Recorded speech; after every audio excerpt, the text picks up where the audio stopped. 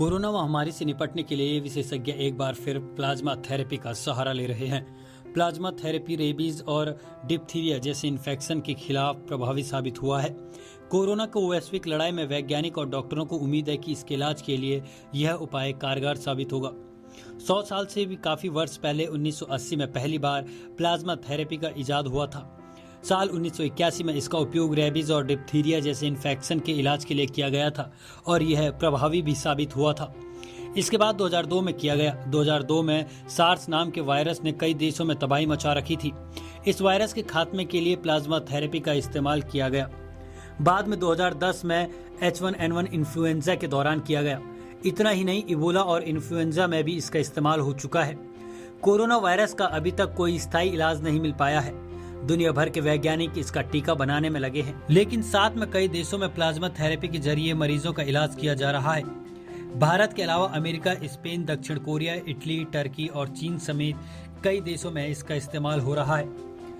चीन में जब कोरोना वायरस का मामला तेजी से बढ़ने लगा था, तब इसके इलाज के लिए प्लाज्मा थेरेपी का इस्तेमाल शुरू किया गया था। चीन में जहां कोरोना का मामला बढ़ा, वहां पर भी प्लाज्मा थेरेपी का इस्तेमाल किया गया। वहां भी इस इलाज के सकारात्मक रिजल्ट आए। Indian council of medical research ने हाल ही में कोरोना वायरस के लिए प्लाज्मा ट्रीटमेंट के क्लिनिकल ट्रायल के लिए मंजूरी दे दी है। शोधकर्ताओं को उम्मीद है कि इस थेरेपी से गंभीर रूप से बीमार रोगियों को ठीक करने में मदद मिलेगी। दिल्ली समेत देश के कई राज्यों में मरीजों का प्लाज्मा का ट्रायल शुरू किया गया है। दिल्ली में 4 मरीजों का प्लाज्मा टेस्ट हुआ और इसके सकारात्मक परिणाम भी आए हैं। प्लाज्मा थेरेपी में कोरोना संक्रमण से मुक्त हो चुके व्यक्तियों के खून से प्लाज्मा निकालकर दूसरे कोरोना वायरस संक्रमित रोगी को चढ़ाया जाता है।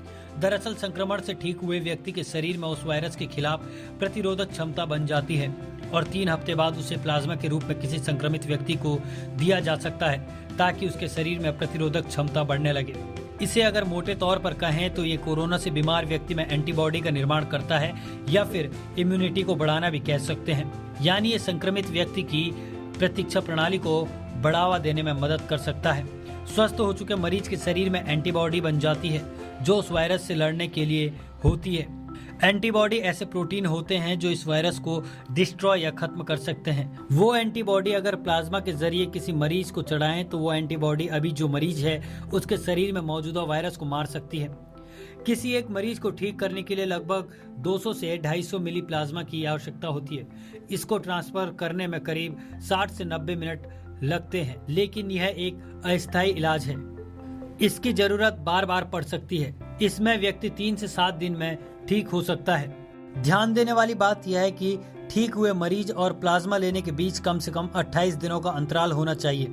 सामान्य तौर पर वायरस से गंभीर रूप से प्रभावित और संक्रमण से पीड़ित मरीजों को प्लाज्मा दिया जा सकता है। Bureau report, nation India.